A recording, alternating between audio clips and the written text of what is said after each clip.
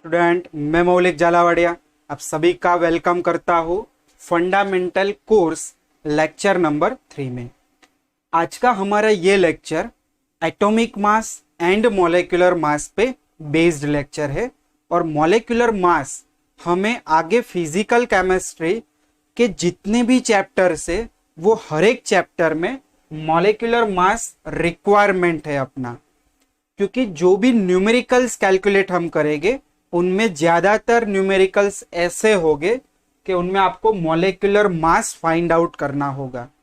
तो ये लेक्चर पूरा देखना, तब आप इजीली कोई भी कंपाउंड का मॉलिक्यूलर मास निकाल सकते हो। तो मॉलिक्यूलर मास निकालने से पहले हम एटॉमिक मास के बारे में थोड़ा बहुत डिस्कशन करते हैं। तो फर्स्ट ऑफ एटॉमिक मास क्या होता है? तो बच्चों, कोई भी मैटर होती है, वो मैटर को अगर हम ऐसे डिवाइड करते जाते हैं, उसको तोड़ते जाते हैं, तो फाइनली एक पार्टिकल बचेगा जो इनडिविजिबल होगा, यानी उसको हम फिर से डिवाइड नहीं कर पाएंगे। वो फाइनली पार्टिकल्स को हम क्या कहते हैं? एटम कहते हैं। क्लियर? एटम किसे कहते हैं? मान लो आपने एक चौक का पीस ले लिया, फॉर एग्जाम्पल ये चौक है, इसको हम तोड़ते गए, फाइनल एक ऐसा पार्टिकल हमें मिला जिनको हम तोड़ नहीं पाए, तो वो पार्टिकल्स को हम क्या कहते हैं? एटम कहते हैं। और वो पार्टिकल का जो मास होता है उन्हें हम क्या कहते हैं? एटॉमिक मास कहते हैं। तो एक क्वेश्चन अपने दिमाग में होगा कि एटॉमिक मास कैसे हम मेजरमेंट करें? अगर मान लो ये चौक होता है तो उसको तो हम डायरेक्टली ऐसे वेट कर लेते हैं, बट एटम तो बहुत छोटा पार्टिकल है, तो उसको हम कैसे वेट करते हैं? तो उसकी कुछ टेक्निक्स होती है, उसकी कुछ मेथड्स होती है। तो एटॉमिक मास निकालने की मेथड्स कौन सी है, ये एमसीक्यू में काफी बार पूछते हैं। तो वो मेथड का नेम है मास स्पेक्ट्रोमेट्री मेथड। फिर से बोल रहा हूं, एटॉमिक मास निकालने का मेथड है मास स्पेक्ट्रोमेट्रिक मेथड। ये हुआ क्लियर? चलिए सेकंड पॉइंट हम सोचते हैं कि एटॉमिक मास का यूनिट क्या है। अगर हम लोग सोचे तो वेट का यूनिट हमें मालूम है, ग्राम होता है, किलोग्राम होता है। अगर कोई भी लिक्विड लेते हैं तो उसको हम लीटर में, मिलीलीटर में मेजरमेंट करते हैं। तो ये एटॉमिक मास का यूनिट क्या है? तो एटॉमिक मास के दो मेन यूनिट मैंने यहां पे लिख दिए हैं, AMU। AMU का फुल नेम होता है एटॉमिक मास यूनिट, और सेकेंड यूनिट यहां पे है ओनली U। U का फुल नेम है यूनिफाइड मास। U का फुल नेम है यूनिफाइड मास। चले थर्ड पॉइंट हम लिखते हैं यहां पे कि एटॉमिक मास, ये मेथड से यहां पे हमने लिख दिए। इसका यहां पे कोई आपको प्रूफ नहीं देना है, ये एटॉमिक मास फिक्स है, उसको आपको रटना ही है, तैयार करना ही है। और इनकी भी मेरे पास एक शॉर्टकट है कि कैसे हम इतने एटॉमिक मास याद कर सकते हैं। तो बहुत आराम से कर सकते हैं। देखो, पहले थोड़ा बेसिक में यहां पे आपको समझा दूं। जैसे कि वीडियो लेक्चर नंबर 1 और 2 में मैंने आपको एलिमेंट्स के बारे में बताया था, पीरियोडिक टेबल, और 1 to 30 तक के एलिमेंट्स मैंने क्लियर करवाए थे। तो पहले तो मैं यहाँ पे एटॉमिक नंबर लिख लेता हूं, 1 2 3। कार्बन का 6। हमें सबका एटॉमिक मास लर्न नहीं करना है, जो भी एलिमेंट्स मोस्टली यूज होते हैं वही एलिमेंट का हमें एटॉमिक मास याद करना है। और बोर्ड पे जितने लिखे हैं उतने ही याद करो आप। बहुत सारे कंपाउंड्स यहां से बन जाएंगे। और अगर कोई एग्जाम्पल आपको एक्स्ट्रा दिया है तो ब्रैकेट में उनका एटॉमिक मास आपको देते हैं। चलिए, carbon 6, nitrogen 7, oxygen 8, fluorine 9, neon 10, sodium 11, 12 और 13, फॉस्फोरस 15, सल्फर 16, क्लोरीन 17, 18 तो आर्गन होता है, ये है 19, 20, ये है 26, 29, 30। इनका कोई जरूरत नहीं है, तो 30 तक मैंने आपको याद करवाया है। अभी देखो, ट्रिक समझना यहाँ पे, और ये ट्रिक आपको कोई टेक्स्ट बुक में नहीं मिलेगा। ये ट्रिक यूनिवर्सल भी नहीं है, समझ रहे हो? यूनिवर्सल यानी सभी एलिमेंट पे हम इसको अप्लाई नहीं कर सकते। ये मैंने बनाया है, यहाँ पे आप 20 तक के एलिमेंट्स आराम से याद कर सकते हैं। तो बाकी कितने बचे? 5 एलिमेंट्स, वो तो इजीली याद हो जाएंगे। तो देखो यहाँ पे हम लोग 2 पार्ट में इसको बेच देते हैं, बराबर। एलिमेंट का जो एटॉमिक नंबर है, समझो यहाँ पे एटॉमिक नंबर, तो एटॉमिक नंबर को हमने 2 पार्ट में डिफरेंशिएट कर दिया, ओड नंबर और इवन नंबर। चलो ओड नंबर है जैसे कि 1, 3, 7, 9, 11, 13, ये सारे ऑड नंबर, और ये इवन नंबर है। तो जब इवन नंबर होता है तब एटॉमिक मास इक्वल्स टू, समझना, atomic mass equals to 2 into atomic number.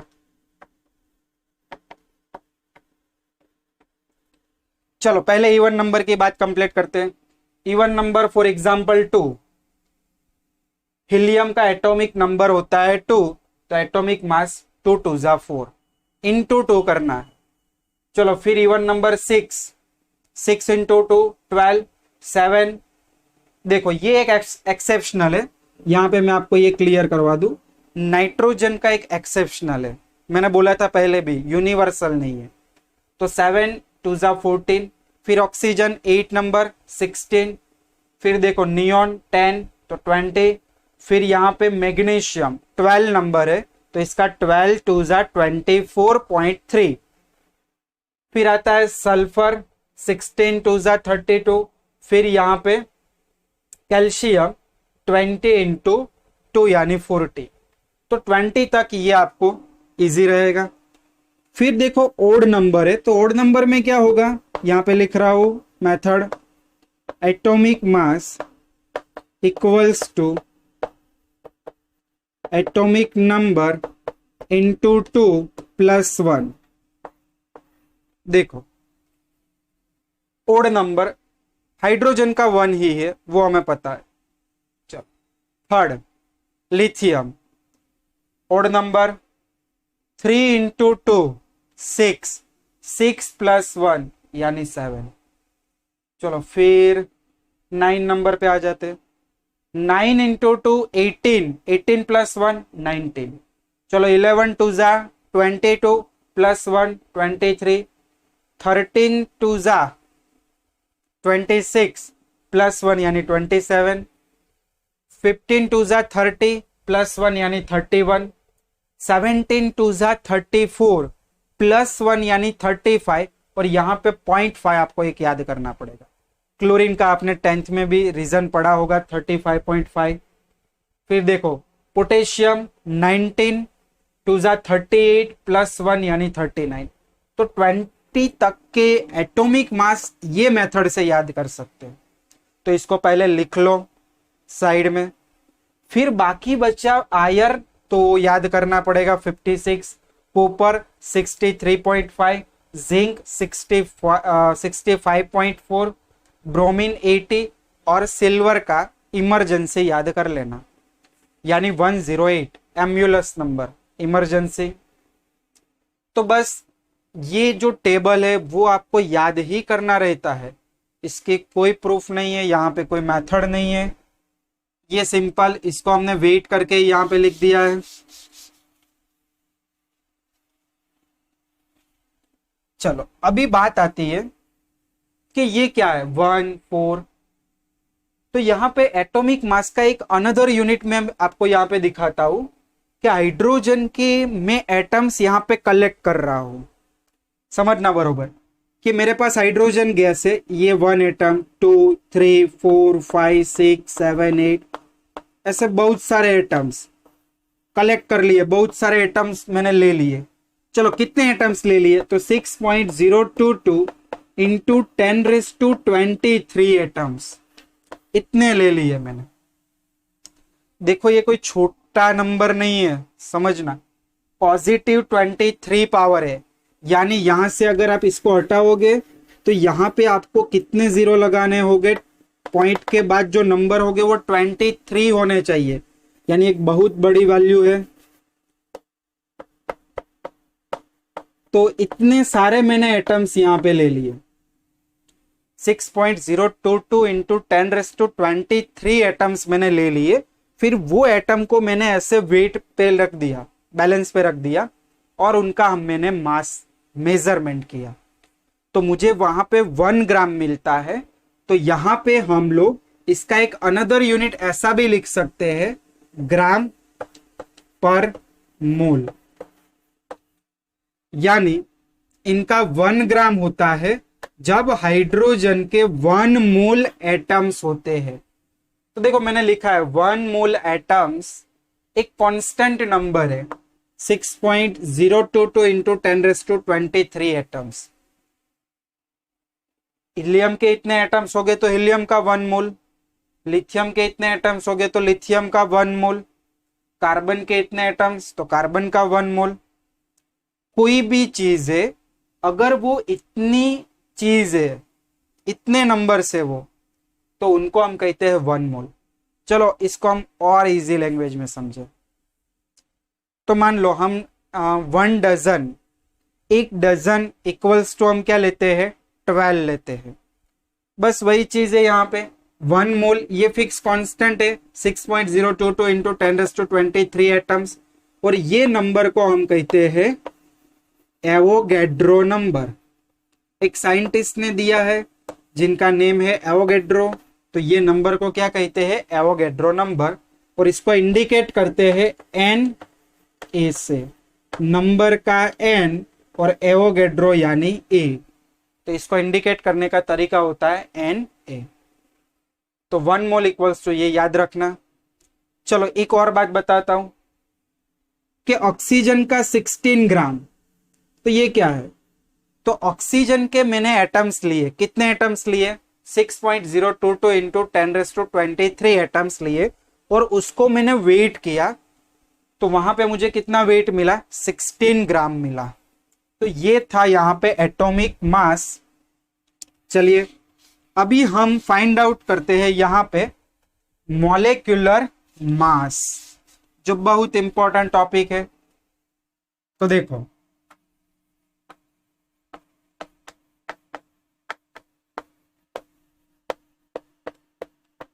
Molecular mass, first example water.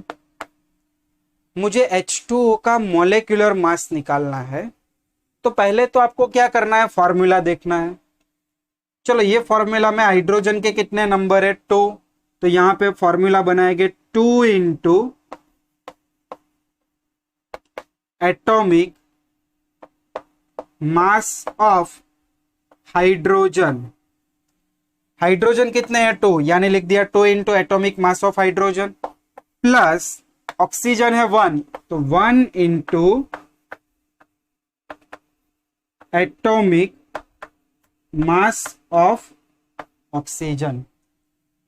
देखो 2, हाइड्रोजन का एटॉमिक मास कितना है, 1, 1 इंटू ऑक्सीजन का एटॉमिक मास देखो कितना है, 16, यानी 2 प्लस 16, आंसर कितना हुआ, 18। और मॉलिक्यूलर मास का एक ही यूनिट है, वो यूनिट है ग्राम पर मोल। यूनिट क्या है, ग्राम डिवाइडेड बाय मोल। इसको हम ऐसे भी लिख सकते हैं, और ग्राम मोल को ऊपर लेते हैं तो मोल -1 भी लिख सकते हैं। तो ये था वाटर का एग्जाम्पल। चलो इनको हम समझे कि अगर मैंने वाटर के 1 मोल मॉलिक्यूल्स ले लिए, चलो 1 मोल मॉलिक्यूल्स यानी कितने नंबर, 6.022 इंटू 10⁻23 नंबर्स मॉलिक्यूल्स मैंने ले लिए, तो वो सभी मॉलिक्यूल्स का वेट कितना होगा, 18 ग्राम होगा। वाटर का जो 1 मोल होगा उनमें 18 ग्राम वेट होता है, और 1 मोल यानी कितने, 6.022 इंटू 10⁻23 मॉलिक्यूल्स। चलो सेकेंड चीज आती है CO2। पहले सिंपल एग्जांपल दिखा रहा हूं, CO2। चलो निकालते हैं इनका। तो अभी तो डायरेक्ट लिख सकते हैं ऐसे, कार्बन का नंबर 1 यानी 1 इंटू कार्बन प्लस ऑक्सीजन 2 यानी 2 इंटू ऑक्सीजन, 1 इंटू कार्बन। चलो कार्बन का देखो टेबल में कितना है 12, ऑक्सीजन का कितना है 16, 12 प्लस 16 2 जा 32, टोटल मिला के कितना हुआ 44 ग्राम पर मोल। ये हुआ कार्बन डाइऑक्साइड का मॉलिक्यूलर मास। और ये मॉलिक्यूलर मास ऑलवेज फिक्स ही होते हैं। molecular mass of carbon dioxide always 44 gram per mole and molecular mass of water always 18 gram per mole. This value is always fixed value. Now example number 3rd. देखो third देखने से पहले इनको note down कर लो इतनी चीज, फिर ये पार्ट में यहां से इरेज कर रहा हूं। अभी कुछ हम टफ एग्जाम्पल लेते हैं। टफ यानी उनमें थोड़ा कैलकुलेशन बढ़ेगा, बाकी मेथड अपना एज इट इज होगा। इसको आपको प्रैक्टिस ही करना है बार बार।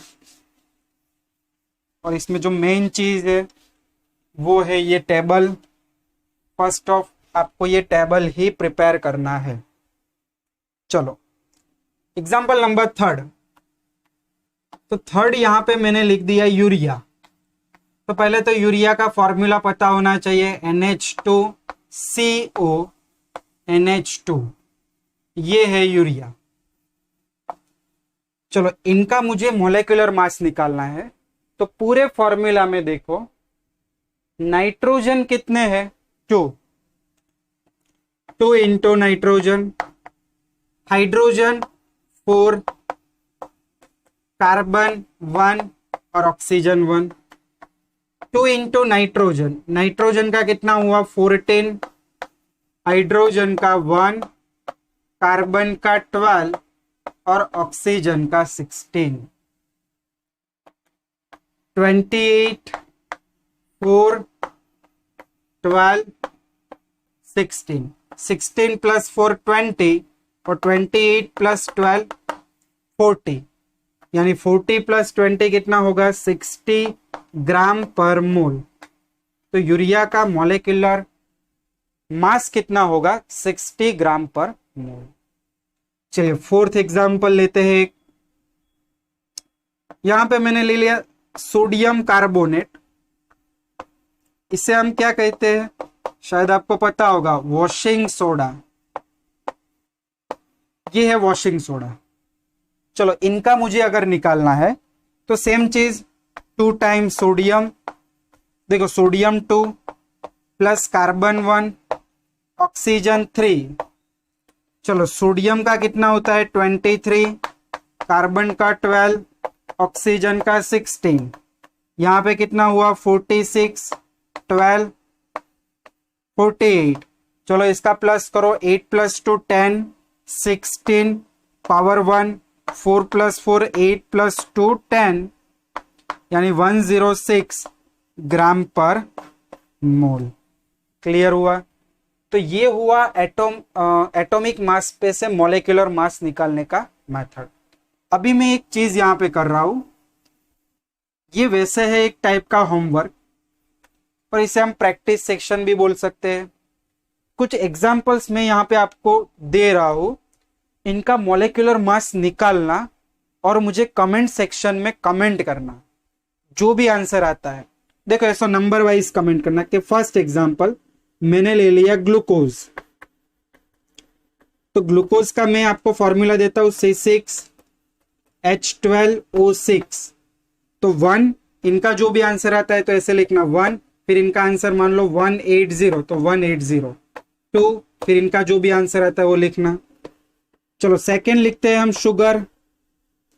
तो शुगर का फॉर्मूला C12H22O11। थर्ड में आपको दे रहा हूं एक इथेनॉल, शायद आपने 10th में नेम सुना होगा, इथेनॉल C2H5OH। ध्यान से इनका निकालना। और लास्ट एग्जांपल में आपको दे रहा हूं यहां पे सिंपल एग्जाम्पल है सोडियम हाइड्रोक्साइड NaOH। तो ये 4 एग्जाम्पल आप थोड़ा प्रैक्टिस करना और मुझे इनका आंसर कमेंट में खास बताना। आपको अगर कोई प्लस माइनस होगा तो वहां पे मैं आपको बोल दूंगा।